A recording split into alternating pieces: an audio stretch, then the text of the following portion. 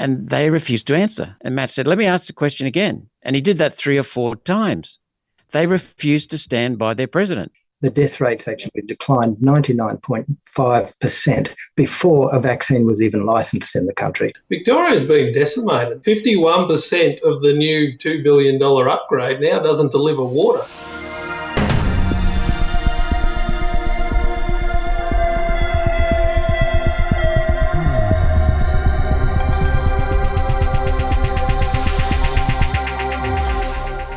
Housing affordability has reached crisis levels and rental housing availability is reaching all-time lows. But honestly, who didn't see this coming years ago? Because I sure did. But don't take my word for it. I'll play you a video from 2017 in which I deliver the blunt truth that landlords are a part of the solution and not part of the problem. Here's 6 years ago me breaking it down for you. Everyone's talking about the housing affordability crisis, but the people who really need help aren't the people who can't afford to buy. It's the ones who can barely even afford to rent. Federal and state governments around Australia all have rental assistance programs, but did you know that there is a privately owned, market-run rental assistance program that is helping low-income Australians to the tune of $11 billion a year? It's incredible, but I'll bet you've never heard of it. It's called owning a rental property, and 1.2 million middle and high-income Australians subsidised the housing of low-income Australians in financial year 13-14 alone. Subsidised? Am I suggesting that landlords are subsidising the housing costs of tenants? Actually, yes. According to the ATO, 65% of Australian landlords lost money on their investment property in financial year 13-14. That means that the tenants living there got to live there for a year for less than the house cost that year. Wealthier Australians are accepting losses on their investment properties for years on end, in the hope that when they sell, they'll make those losses back and a profit besides. Meanwhile, lower income Australians are living in a house that they could never have afforded without their landlord's subsidy. It's a genuine win-win. But populist politicians and ignorant journalists would have you believe that landlords are exploiting their tenants. And a never-ending onslaught of anti-landlord legislation is attacking the people who give the poor a home they can afford. Now, before you assume that I'm only saying this because I'm a landlord, well, actually, I've never owned a property in my life. I'm saying this because it's what's good for housing affordability for Australia's poor. If you really care about housing affordability for the poor, then you should care about the costs and risks of ownership to landlords, because they are providing subsidised housing to low-income Australians on a scale that the government can only dream of. My name's Topher, and this is Double Take. Well, thank you to 6 years ago me. I couldn't have said it better myself. The fact is that the rental crisis we are experiencing, whether we like it or not, is the consequence of our own actions and was entirely predictable. And as is so often the case, it is the poorest among us who pay the price for relatively wealthy politicians and bureaucrats helping them. Stop demonising landlords. Without them, this rental availability crisis is going to get a lot worse. Investors would be happy to respond to this problem by building more houses if we'd let them just get on with it. But instead we're seeing more regulations and more taxes being proposed to punish them. Governments are responding to the housing crisis by building slums. Apartment buildings with 50% social housing. Yeah, no one besides those on social housing are going to want to live there, and no investor is going to be dumb enough to bet their financial future on those projects either, which leaves taxpayers on the hook for a bad fix to a problem that the government created in the first place. Whether you're a buyer or a renter, it is very clear that this crisis is entirely of the government's own making. Don't get mad at investors or at landlords or even at immigrants for taking your houses, supposedly. The problem is the government, and the only solution is to get the government out of the housing business altogether. Now here's the news. Well, I don't know about you, but I have a lot of questions for senior executives of Pfizer, Moderna, and the entire pharmaceutical industrial complex. I'd love to be asking questions of politicians and health bureaucrats and chief health officers and many other people. Unfortunately, I don't have access to them, but it is a bit of a thrill when we get to see people who do have access to them using it to good effect.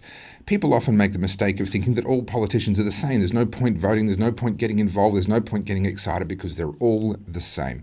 Well, there's there's a handful of politicians that are working their backsides off to prove those people very, very wrong. And one such politician is a regular here on the Aussie Wire. He's very gracious with his time, and I'm very happy to have him back here today. Senator Malcolm Roberts from the One Nation Party. Thank you so much for your time today. Hi, thank you, Topher, for the invitation. It's a pleasure to be here. I always enjoyed it ever since our trip around the Murray-Darling Basin. Actually, for years before that, when I first met you. Well, thank you, and likewise, that trip around the Murray-Darling Basin was absolutely transformative for me, and certainly transformed my opinion of you. And I've found you to be a very, very impressive person who does speak out very courageously, and your work ethic in politics is second to none that I'm aware of. Now, coming to the matter at hand, you've had the opportunity to sit down and actually ask some tough questions to senior people within Pfizer, within Moderna. Can you just help anyone that doesn't understand what senators do and what an inquiry does, understand what it is that this is about, why it is that you get to ask these questions, and are you getting answers in return to your questions? Several questions in there, Topher. Senate inquiries. This inquiry was an inquiry into two bills before the Senate. One was introduced by me, in fact, on behalf of Senator Hanson. It's her bill. It's to do with prevention of discrimination against people based on vaccine status, COVID vaccine status in particular. And that's a bill that stands on its own. Then there's another bill by Senators Canavan, Rennick and Antic. I think that's all of them. And they're seeking to amend the Fair Work Act to prevent discrimination, to add vaccine status as one of the things you cannot discriminate against, like race, sexuality, etc. So both bills were being examined at the same time, and we had seven or eight senators there.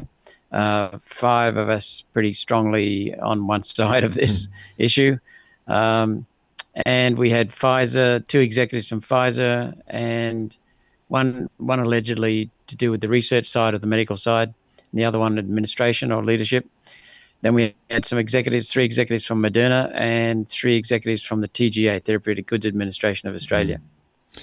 So the idea is to inquire of them, ask them questions to solicit answers that will help us to understand better the bill and the circumstances around the bill, to make recommendations then to the Senate as to whether or not to vote for the bill. So that's basically the thrust. So that's the situation that you found yourself in, or the opportunity, I guess, that you had. What are some of the things that you were seeking to understand from Pfizer, from Moderna, from TGA? What were some of the questions that you were asking, and what were some of the answers that you were getting back? We were seeking to understand the safety of the vaccines, the effectiveness of the vaccines, the way in which they had been applied, researched, approved, just a whole background around that, and also around the commercial aspects, Topher. Senator Canavan led off the questions. I can remember Matt is pretty sharp, and he just asked a simple question, basically along the same from me as all the questions. The first question was, do you stand by your international president of Pfizer, Albert Bourla, in his comments that this vaccine is safe and effective? Of course, it's not a vaccine, but pardon my use of the word. I call them injections because they're untested, unproven gene therapy-based treatments. They're not vaccines at all. But anyway, we'll call them vaccines for the sake of this. And they refused to answer.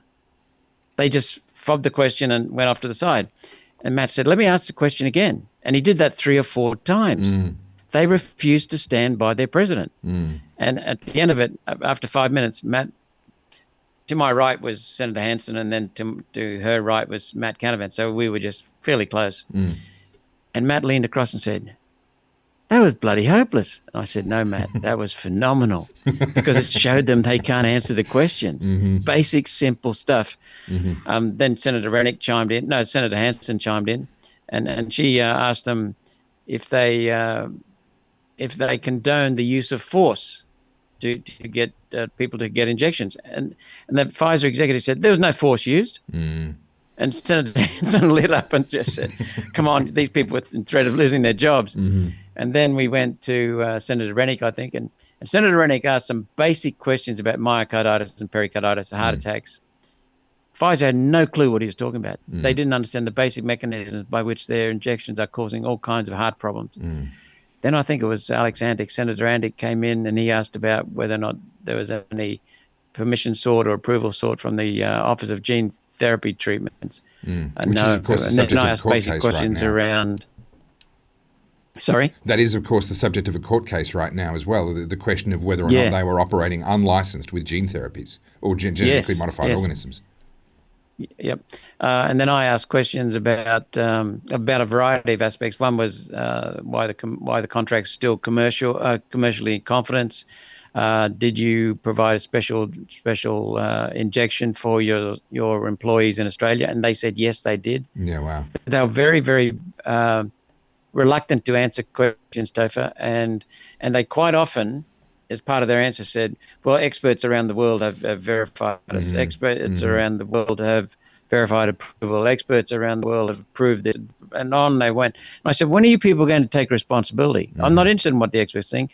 And I told them what one expert thought. Well, he passed himself as an expert at the time. Big Hunt, the former Minister of Health, he said, and I quoted to them, that the world is engaged in the largest clinical vaccination trial. These things are experimental, they're unproven, untested. They had no clue what they were doing, no clue whatsoever, and just reluctant to answer questions directly. Well, the standouts from that remarkable rundown that you've just given us there, thank you for that, Senator. The standouts for me are, number one, Pfizer apparently admitting on the record that they did not give the same injection to the public as what they gave to their own employees. That would be the inference from how you've communicated Correct. their answer to the question. And refusing to repeat the claim that their products are safe and effective. That seems like an enormous red flag. If they're not willing to sit there in front of the Senate and repeat the claim that their products are safe and effective, it has to raise the question of what is it that they now know and accept to be true that we're not being told in the public, at least not officially. We know an enormous number of things, Senator, as you very well know, from the Pfizer papers that were released, from the medical data that's coming out, etc., and yet the official line continues to be safe and effective. Is it fair to say that the pharmaceutical companies themselves are no longer willing to participate in the safe and effective, I won't call it a lie, that'll probably get me banned off YouTube, the safe and effective narrative? They were refusing to endorse the comments of Albert Bourla. They still maintain they're safe and effective. Right. So they wouldn't endorse the comments, but they still maintain they're safe and effective. Right. But they use all kinds of devious ways of doing so and give the illusion that they're endorsing them. They used many appeals to authority, which you'd know about. The appeals to popularity, the appeals to what's the other? There's several appeal that they basically don't provide the scientific data. They won't provide the scientific argument. They won't provide the scientific logic. And so they just make appeals to authority. For example, appeals to experts. And they cite, countries around the world have approved this. That doesn't answer the questions. Are they safe and effective? Yeah. And they refuse to answer questions. They just dodged and dodged and dodged. And it was a damning indictment of Pfizer, their own two senior executives in Australia. Now, people can go onto your Facebook page, and I'm sure the Facebook pages of the senators, your fellow senators that you mentioned there, and see bits and pieces of the questions and the answers, or the non-answers, as the case may be. But as much as this is wonderful work, and I'm so thrilled that there are people like yourself in the Senate and the others that you've mentioned doing this incredible work, I think there's a fair question to be asked here, which is, what's the outcome? When or are we going to start to see some accountability, some real outcomes out of this? It's great that you're keeping the pressure on. Please don't misunderstand me. I'm not minimizing that. But what's next? Topher, being in Canberra generally is like swimming in molasses. It's just so frustrating. People obfuscate. They're just pushing their own agendas. There's very little truth. There's very little. Most of the policies, decisions, legislation are not based on data. They quite often contradict data, and blatantly so. There's a lot of ignorance, stupidity, and gutlessness in the parliament, and so people are protecting themselves rather than seeking the truth and seeking to make good decisions. So, having said that, it's even worse with this Pfizer, but with the whole mismanagement of the COVID. The whole mismanagement of COVID. The mismanagement of COVID was deceitful. It is deceitful, and it's aimed at transferring wealth and controlling people. That's all it was. And it was never about health, as you know. So that makes it an added line of defense. But, and this is where it's wonderfully good news coming, there's a change in the Senate.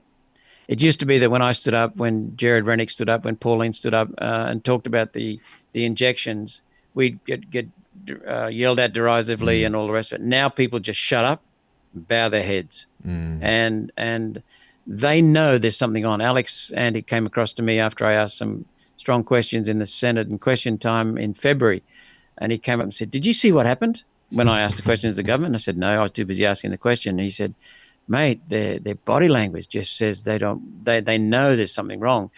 But the admission that there is something wrong won't be made for quite some time because they're still afraid of making it. Politicians don't like admitting errors. They don't like saying things like, "Topher, I'm sorry, I got it wrong. Topher, can you help me? I don't know the answer. I made a mistake." They don't like doing that. I don't know why, because it's fundamental to gaining credibility when you admit mistakes. Yeah. So, but the tone of the Senate has changed dramatically. I moved a matter of public importance a couple of months ago, and it was to do with having a royal commission into the COVID mismanagement. And every single speaker, including the Greens, including the Labor Party, including the Liberal Party, all endorsed the need for a royal commission. Wow. All of them. But the Greens and the Labor Party said, "Not yet. Wait until the states have finished their inquiries," which is rubbish. Kicking the can down the road. So it's there. They're now acknowledging there's a problem. They still won't acknowledge the level of deaths due to the COVID injections, the very high excess deaths. Even if you don't attribute them to any cause, the very high excess deaths, they won't attribute them. They won't discuss them. The Liberal Party was opposed because I asked the question of Morrison government when it was in power, could we get access to the Pfizer contracts? No, they're commercial in confidence. Well, Alex Antic moved a similar motion earlier this year, and the Liberal Party supported releasing the contracts. But the Labor Party government, Pocock, Teal, I think Jackie Lambie Network, and the Greens all opposed releasing the contracts. So they're still hiding. They're still trying to cover things up. But the tone has shifted dramatically.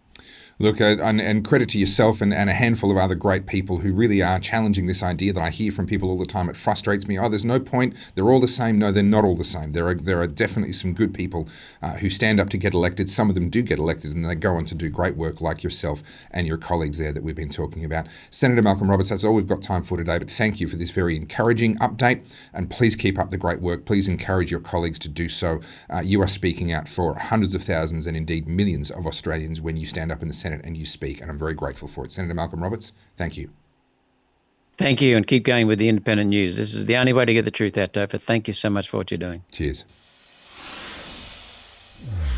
Well, here at the Aussie Wire, we love to tackle tricky topics, and we especially love it when someone brings us a lot of data to help us understand what's really going on with a topic that might be very contentious, very controversial, that might even be one that gets people labelled. We're not afraid of controversy here, and so we're going to dive right into one of perhaps the most controversial topics in the world for the last couple of decades, and that is the issue of vaccines.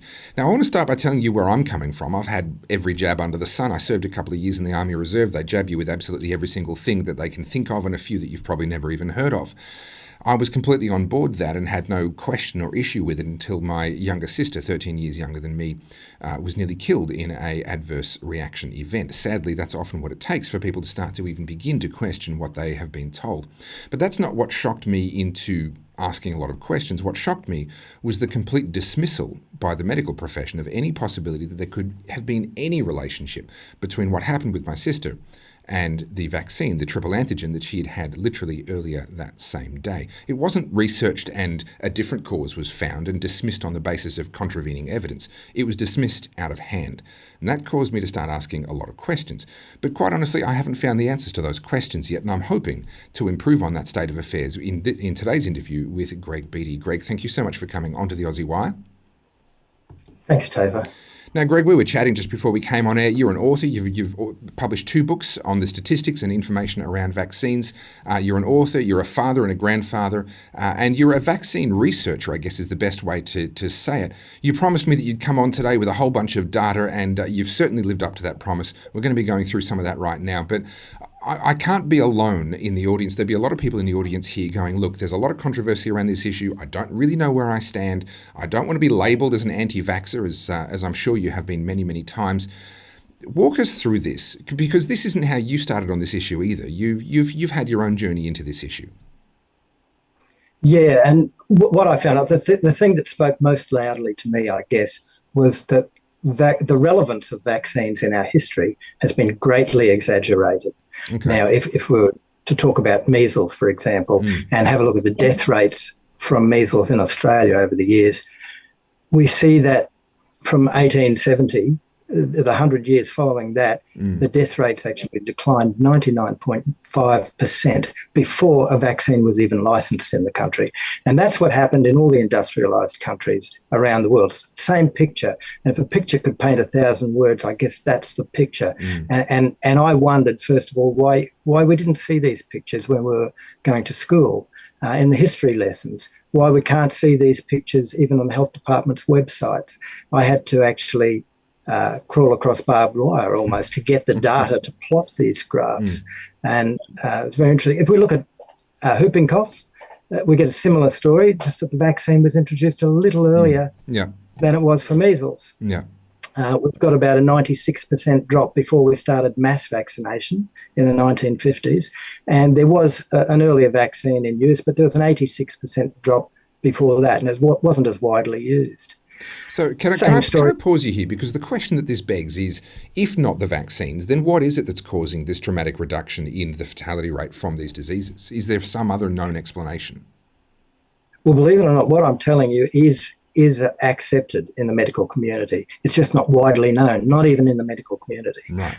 It's documented in the literature. And the reasons normally given for these great declines are better nutrition, first and foremost.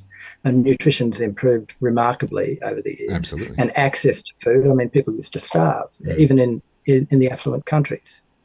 But also sanitation. A lot of this credit goes to the engineers of the last 150 years. Since we entered the Industrial Revolution, we've had a lot of problems to overcome in those areas. And that's what the gradual improvement has been. And yet vaccine folklore tells us to give all the credit to vaccines, which simply isn't the case. This paints a very clear picture, and there's more here as well. I'll get you to talk about this one in just a second, but this just throws up in my mind this question of how is it that there can be such a divergence between what the graphs are clearly showing and what is publicly accepted and what is considered to be the expert wisdom. And I want to invite any viewers that has data that can show that any of these graphs are wrong. If you've got data that contradicts this, get in touch, because I'm a data guy and I look at something like this and I find it very compelling. If I'm missing something, you better let me know pretty soon, because honestly, this is very hard to argue with. Sorry, Greg, continue. No, that's fine. Diphtheria is a little bit more of a complicated graph because it went by several names up until about 1910 when they were all lumped together as diphtheria. But if you follow the solid black line there, you'll see that we had a massive decline, once again around about 98% before we started mass vaccination in the 1950s. And even before we used the earlier vaccine, which had a terrible tragedy in 1928, unfortunately, up in Bundaberg, but we won't go into that. We don't have much time. So same story. And even if we go back further in time and look at smallpox, which I don't think we have a graph here for, but we can talk about that another time if you like. It's the same story. The only difference is that the smallpox vaccine came in much earlier, but it declined in unison with all the other infectious diseases that were declining at the time. Well, I can see very clearly. I mean, you've supplied me with so much more information, more than what we have time to go into here. So I think what this means is I'm going to have to invite you on to have a slow chat with me. We can pore over all the data. I can ask you all the challenging questions. I'll crowdsource challenging questions and ask people to give me great questions and counterpoints and counter information, because I want to make sure that what I believe is actually true. The data is quite compelling, but I just find myself conflicted. It flies in the face of so much of accepted wisdom, despite, and this is the irony, I struggle with it despite what I saw happen to my sister. And that I think is the cognitive dissonance that an enormous number of people are now experiencing with the COVID vaccines. They're seeing what's happened to others, their loved ones or themselves, and they're struggling with that very same cognitive dissonance. So this seems to me like a topic that we're going to have to dive a lot deeper into, Greg. Where can people find your work and find your books? My website is vaccinationdilemma.com, or you can contact the Australian Vaccination Network. They sell the books as well. it's probably a bit more reliable than my website. It keeps breaking down for some reason. All right, a lot of people downloading data from there. And you can download the data that I plotted those graphs from as well. And each of those graphs, I'll bring up the first one again, each of those graphs has at the bottom all of the different sources where this data has been sourced from. So we'll make sure the link to your website as well as the link to the AVN website where your books are in the description of this video so that people can follow you up there. And Greg, thank you for coming on. And look, I can only imagine, I've experienced for the last 13 years being somewhat of a pariah in some circles because I'm a social media political commentator and I speak my mind on certain things. I can only imagine it would be much more difficult to be labelled as an anti-vaxxer and considered to be one of those people. What's that experience been like, and do you feel that attitudes are shifting now in this sort of COVID vaccine era? Yeah, it's quite amazing. We were social pariahs, those who chose not to vaccinate until the COVID era came along, and people saw firsthand the effect it was having on themselves. You know, the mask mandates included, you know, the lockdowns, and the fact that it just didn't make sense to the average, ordinary, reasonable person. And so they're starting to look, as you mentioned earlier, starting to look at other issues with vaccination and I guess the broader medical issues in general. So we've got a lot more we can talk about. We can talk about polio. We can talk about incidence data, which people obviously bring up in the comments later on, and we can talk about all sorts of stuff if we have more time in the future. Well, we definitely have more time to do a slow chat on this. So everyone have at it in the comments. What are your counterpoints? What have we got wrong? What has Greg got wrong? What's the counter data? Let's get it all together, and I'm going to have a deep dive into this issue with Greg in a future slow chat. In the meantime, Greg Beattie, thank you so much for coming on. Well, it looks like the water fight is about to start again in earnest. Water issues and water management in the Murray-Darling Basin is something I've been covering for over 10 years now. My first video on the topic was released in 2012. The fight really kicked off in 2007 with the complete rewriting of water management in the Murray-Darling Basin, thanks to the then federal government, the then Liberal federal government, and it was supported by Labor and the Greens. It's a thing called the Water Act of 2007, and in my opinion remains one of the most destructive pieces of legislation that we've ever seen pass through the federal government in this country. Well, a lot has happened in the last 10 or so years, and many of the goals and objectives of this piece of legislation have been missed by a mile, or in fact, the opposite of what they claimed they were intending has actually taken place. Things are about to get even worse. Basin communities are suffering, the actual landscape and environment are suffering, our food prices are suffering, and someone who's here to tell us all about this latest, unfortunately, piece of bad news is Lloyd Polkinghorne. We've seen him before. Lloyd returns to the Aussie Wire now. Lloyd, thank you so much for coming on. G'day, Topher. Hope you're going well. I'm doing very well, but I wish I could bring you on under slightly better circumstances. This announcement that we've just seen come out of Canberra is a bit of a kick in the guts for basin communities. Bring us up to date with what's happened. So Federal Water Minister Tanya Plibersek is coming after the 450 gigalitres. Now, the basin plan set about returning 2,750 gigs for the environment. They actually hold in water accounts now 4,600 gigs or a bit more, and they're chasing more on top of what they've already got, and they can't deliver what they've got, and there is so many mistruths that are being bandied around in relation to the basin plan. Well, one of the issues with this whole topic, and something that I ran into headlong, I'm a city boy born and bred. I wasn't aware of irrigation and how it worked and how river systems worked at all when I began researching the topic in 2011. It really is a very, very layered, very, very detailed, very, very nuanced topic. But if we can just try to actually take a step back, for those that are hearing about this for the very first time, this is a completely new subject for them. How do we bring them into this? What was the Water Act of 2007? What was it supposedly claiming to be trying to do, and what's actually happened in reality since? Yeah, so the Water Act 2007 was a plan to restore the balance within the basin. So they were aiming for a triple bottom line of a healthy environment, good communities, and also food production. You know, the things that provide, you know, all the basics for a society, which is healthy environment, you know, food for people to eat, and jobs, and rural economies. Unfortunately, the basin plan really has been bastardised. We've seen 83% of the water recovered actually come out of the southern connected system, so southern New South Wales and northern Victoria. And that's a huge impact, not only to regional communities, farmers, food production, but also the environment that exists outside of the icon sites the government's trying to save. And so they were buying back huge parcels of water. But it's like any market. You actually, when you short a limited resource, there's a lot more competition. They allowed water trading, so to get the basin plan, they actually had to detach water allocations from land. And so we've now seen institutional investors, both foreign and domestic, come in to trade what is a limited, finite resource that we need to, feed animals and grow food. So a lot more competition for the precious resource.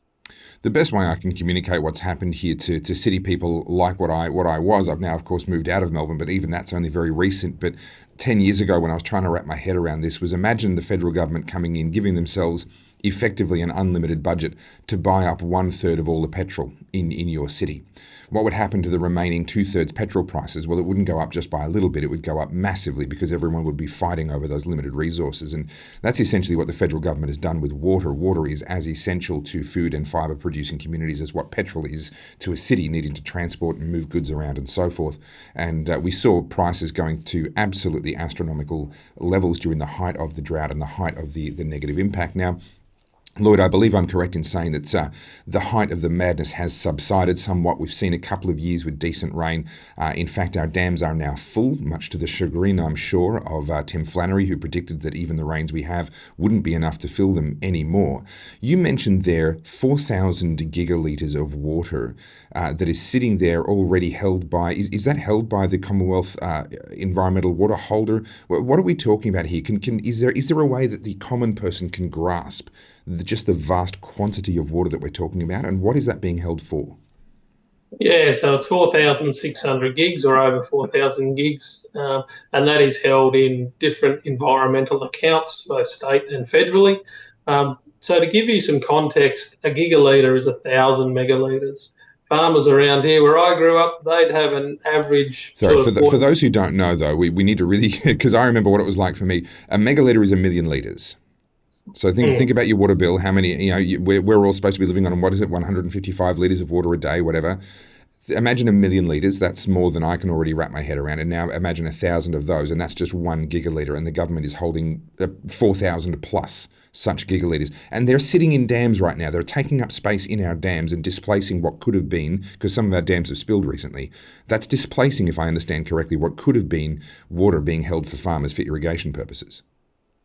Yeah, and that's one of the hard things to actually convey is actually what water's flowing down the river, because most people have this perception that environmental water is the water to keep the river flowing. And that may be true for like the Darling Barker, but for, the Goulburn, the Murray, the Edwards, we actually have water allocations that are set aside first to ensure the flow of the river. So we've got critical human needs set aside. We have conveyance water, also dilution flows so that salt levels don't get too high. And so these are all these parcels of water that actually are in the river already and performing environmental function. We also have floods. So floods are turned unregulated flows. So if you hold the dam really full, you're going to get more floods. You're going to get more unregulated flows. And so these are like an additional bonus that they never talk about. So when they talk about we need more environmental water to save the river, you go, well, hang on. You've got 4 or 5 other classes of water that are doing the same function. So environmental water they may throw on top to cause a flood on a high river so they can get higher on the floodplain and perform some ecosystem functions. And they also have their darling down the bottom, which is the South Australian lower lakes, which is, Australia's only freshwater estuary, apparently. So we are trying to fight the Southern Ocean. If we have a high climate, why on earth are we trying to fight the Southern Ocean with all our freshwater resource? It's quite an extraordinary thing. I did a series of videos on exactly that topic, and Lloyd, that's how you and I got to know each other years ago, was through my coverage as this sort of wide-eyed city boy trying to wrap my head around these what are perceived to be country issues, but I now recognise, of course, are issues that affect us all. From the perspective of those who are just now trying to wrap their head around this, what's the impact of this 450 gigalitre announcement, the buybacks? And in particular, what I think people need to understand is the difference between the impact of a buyback versus, let's say, a water efficiency measure that just causes causes less water to be used for a given outcome. Why are buybacks attracting such opposition from communities specifically? Righto. So buybacks are really devastating because they actually remove productive water in a Swiss cheese effect across irrigation districts. And so a farmer here, there or anywhere can choose to sell water to the government. That creates problems with water delivery because both water companies on both sides of the river here now are running at a loss because they've lost so much water out of their footprint. So fees for the remaining farmers go up. Mm-hmm. We automatically lose production, whether it be industry like dairy or rice or, horticulture. And so you're losing critical mass and processors are struggling to find enough product to actually, look to the future and process. And then you lose, the flow-on effect. So footy clubs, schools, hospitals, doctors, all these things are tied to the prosperity of these communities, and water has a direct impact on that. We have countless social and economic reports which spell out the impacts of removing water from these districts.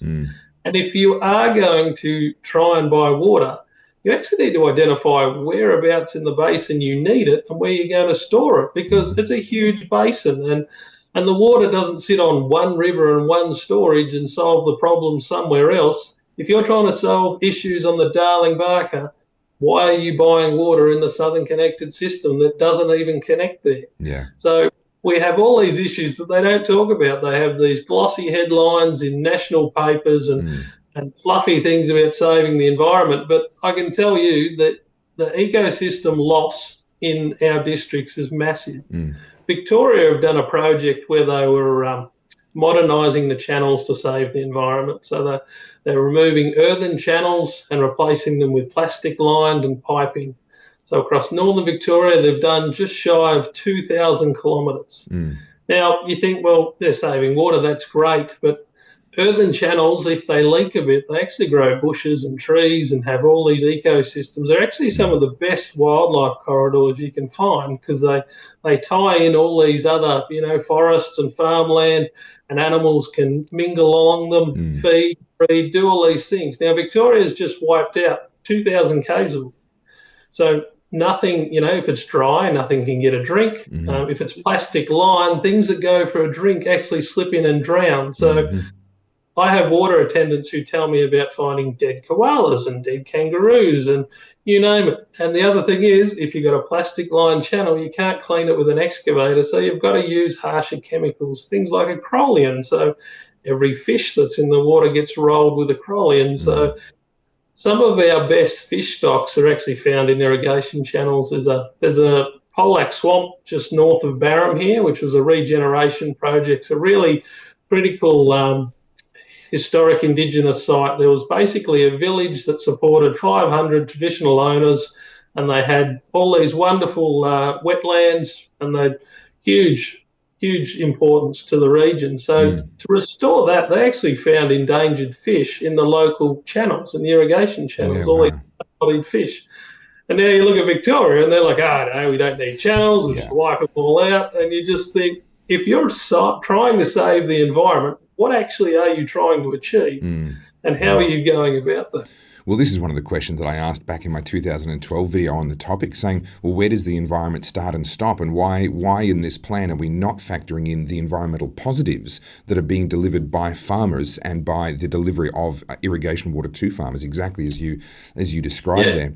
Now, Tanya Plibersek, the Environment Minister, has been crowing about this as an achievement since the other day when it was announced. And this is her Twitter feed here, and I'll be scrolling down, and you can just see post after post all about this topic of we are going to deliver the basin plan in full, as though that's a good thing, and we are going to deliver this 450 gigalitres even if it requires buybacks. But there's two things that really caught my eye. Firstly, in one of those tweets, she directs her readers to go and have a look at an article in The Conversation. Now, it's this article that I've got here from The Conversation, and I read the article myself. I mean, hey, if my Environment Minister, my Federal Environment Minister tells me to do something, well, I'm going to go ahead and do that. So I read the article, and it's full of misdirection and all kinds of things I could have pointed out. But you know what really caught my eye was this little gem right here.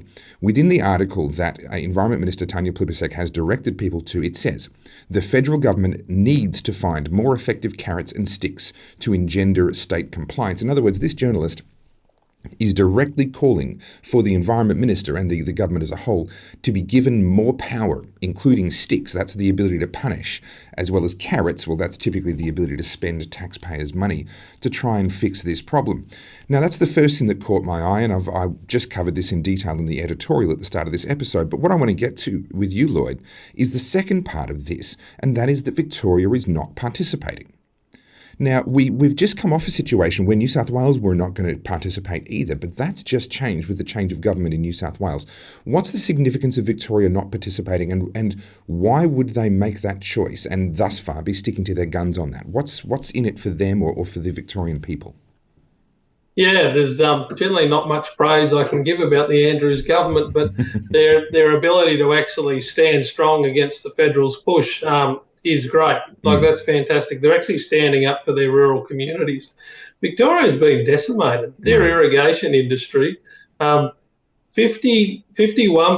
of the new $2 billion upgrade now doesn't deliver water because so much water's gone out of their areas. Yeah. Kahuna, they've lost 70,000 dairy cows in the last few years. There's over 66 or 70 farms gone out of the Gannawarra region dairy farms. So they are seeing real impacts. And, part of me thinks, oh, great, that's great. They're standing up and they're standing strong. They've also seen huge damage on the Goulburn River because that's just getting eroded like a rapid rate and knots. Same thing happening on the Murray. So Victoria stopped water transfers out of the Goulburn for that reason. But the other thing is, I don't know whether they're also trying to get more funding. That'll be one thing to watch. So I hope they stay strong. I hope Harriet Singh continues with the excellent leadership she's showing. We are extremely disappointed. New South Wales keeps saying, yes, we don't support buybacks, but why would you sign up to something where buybacks sees a huge part of it? You have to factor in that the 450 is only one bucket of water they want. There's the 605 gigalitres, which was meant to be obtained through SDL projects, so efficiency. Sustainable Diversion Limits projects, yeah. So I think there's about 300 gigs of that they say is not going to net water or return water. So that's the other thing. So we may be looking at 450 plus the balance of the SDLs, so maybe another 300 gigs on top of that. So New South Wales actually needs to fight. And I think one of the problems, Topher, and I've heard David Landini, you've interviewed him before, politics is so city-centric because we don't actually have any electorates out here. There's New South Wales, there's 7 seats west of the divide, so only a couple of seats of those are impacted by water issues. Yeah. And so we actually need the politicians to have a good hard look and say, well, if we want clean, green Australian produce, we need to support these people and keep a critical mass within their industries. Importing food's one thing, but I'd rather know where my food comes from, that there's rules and regulations about it, and they do it in a sustainable manner. It's also a matter of cost, to be able to say, well, right now we have a cost of living crisis. The cost of energy is absurdly high, in my opinion, due largely to government regulation. The cost of living is absurdly high, in my opinion, due largely to government spending and government taxation. The value of our dollar has gone down, in my opinion, largely due to government money printing. And now the cost of our food is going up even more than it already would have due to energy and other things because our farmers are having to pay such an absurd amount for their irrigation water and as well as complying with all kinds of other onerous requirements as well. So we've got a situation here from if I'm understanding what Tanya Plibersek has announced and what you've described to me today, we're looking at a situation where basically the southern New South Wales irrigation districts are on the hook for all of this 450 gigalitres and possibly more, assuming that Victoria stands their ground and doesn't allow the federal government to do more buybacks inside Victoria. Yeah, well, to buy water back, you need water licences and need water to be measured, which we have and always have been here, and they need somewhere to store it. So I think the places they'll be looking will be our regions again, which is just devastating. I cannot believe you can come this far down a process and they not understand. Look, it's devastating, and what I'll do is I'll put the links to my previous videos on this topic. I've got a 10-year body of work on this topic. I'll include those videos in the links in the description of this video. And look, let's hope that we can win this fight. This is a bit of a blow. I've got to say, I'm personally very disappointed. I'm sure that you are, and I know that there's going to be an awful lot of good, decent, hard-working primary producers all over southern New South Wales scratching their heads right now, wondering how this could have even been done, how they could have been betrayed and stabbed in the back like this, and then in the next breath wondering how they're going to keep going under these circumstances. So Lloyd, let's I'm not going to say it's time for the pitchforks, but it's certainly time to get back into the fight, and let's hope that we can win this one. Yeah, no, thanks for your time, Topher, and thanks for your highlighting the issues that you have done over the years. Yeah. It's it is such a complicated discussion, and we just need general conversations about it. Lloyd Polkinghorne, thank you so much. Thanks, Topher. Cheers. Thank you for watching another episode of the Aussie Wire News. Here at the Aussie Wire, we have a very exciting few months ahead. We have the Donald Trump Jr. Tour, courtesy of Turning Point Australia. We're a major sponsor of that. It's coming up in just a few weeks' time.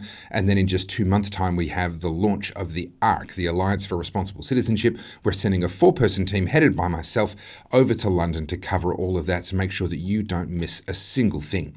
If you're loving what we're doing here at the Aussie Wire, we'd love for you to become an insider. Insiders get giveaways, discounts, special exclusive content, our wonderful insiders community, and of course, you're doing that, you're getting all of that whilst also helping us to be able to continue to pay the bills and do what we do. So the link is in the description to become an insider, and please, if you can, consider becoming an insider today. We release new episodes of the Aussie Wire News every Tuesday and Thursday at 4 p.m. You can follow all of our socials at the Aussie Wire to make sure you don't miss a single thing. Catch up on past episodes of the Aussie Wire News by going to theaussiewire.com, and while you're there, make sure you jump onto our email list as well so we can contact you no matter what happens. My name's Topher Field, and this is the Aussie Wire.